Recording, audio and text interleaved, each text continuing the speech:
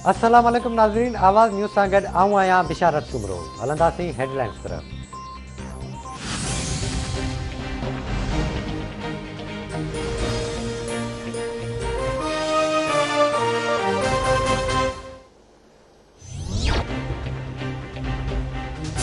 Peoples party अॼु बि आदमशुमारी जे नतीजनि वारे एतिराज़ ते क़ाइमु आहे। आदमशुमारी जो केस रुगो पीपी विड़ियो आहे।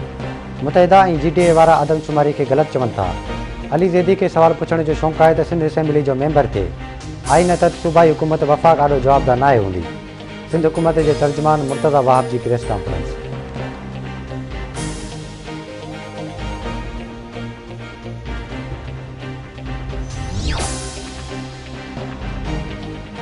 पीपल्स पार्टी वज़ीर आज़म इमरान ख़ान ख़िलाफ़ बेएतमादी रिथ आणण ते बज़िद।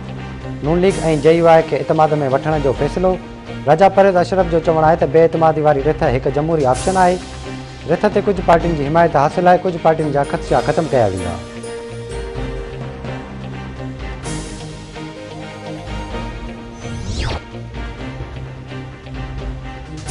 सुप्रीम कोर्ट तरफ़ां अॻूणे सदर आसिफ अली ज़रदारी ख़िलाफ़ रेफरेंसम जी मुंतक़िली बाबति दरख़्वास्त ते नैब chairman justice retire Javed Iqbal खे नोटिस जारी कयो वियो। अदालत रिमार्क्स ॾिना आहिनि त जाइज़ो वठणो पवंदो त सुप्रीम कोर्ट कहिड़ियुनि हालतुनि में रेफरेंसिस इस्लामाबाद में दाख़िल करण जो हुकुम ॾिनो। अदालती हुकूमत अमल खां न रोके सघूं था ऐं न ई उन खे तब्दील करे सघिजे थो।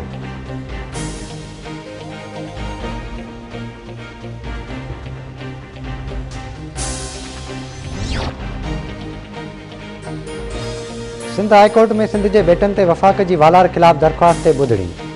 असिस्टेंट अटॉर्नी जनरल अदालत खे आगाही ॾिनी आहे त सदारती ऑर्डिनेंस जो मुदो ख़तमु थी चुको आहे। Ministry of law and justice खां हिदायत वठण लाइ मोहलत ॾिनी वञे।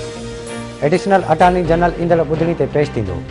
अदालत रिमार्क्स ॾींदे चयो आहे त आइनी सूरत हाल वाज़े आहे त ऑर्डिनेंस ख़तमु थी चुको आहे।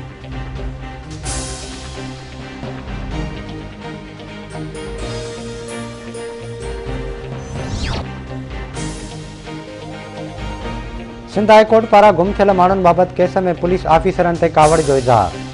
अदालत रिमार्क्स ॾिना आहिनि त पुलिस वारनि खे ख़ुदा जो ख़ौफ़ थियणु घुरिजे। जेकॾहिं अॼु गुम थियल शहरी जो केस दाख़िल न कयो त लाॻापियल SSP ख़िलाफ़ FIR दाख़िल करण जो हुकुम ॾींदासीं।